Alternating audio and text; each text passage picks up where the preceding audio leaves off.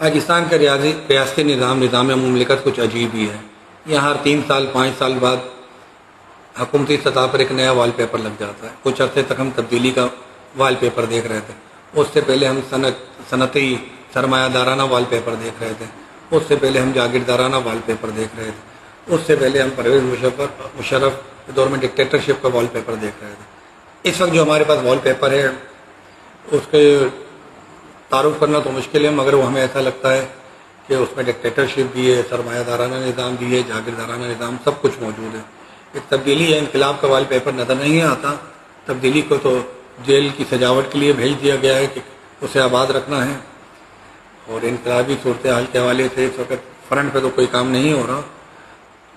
تو یہ wall paper ہے، ملے جلے وال پیپر آتے رہتے ہیں۔ اسی طرح کے وال پیپر کا مظاہرہ ہم اپنی زندگی میں بھی کرتے ہیں، کبھی پریشانی کا وال پیپر، کبھی دکھوں کا وال پیپر، کبھی خوشیوں کا وال پیپر، کبھی مقابلے کا وال پیپر، کبھی شکست کا وال پیپر، کبھی ہار جیت کا وال پیپر۔ یہ سارے سلسلے، یہ سارے جو تعارف ہیں، یہ جو ساری تصویریں ہیں، یہ ہمارے حالات و واقعات کے ساتھ تبدیل ہوتی رہتی ہیں۔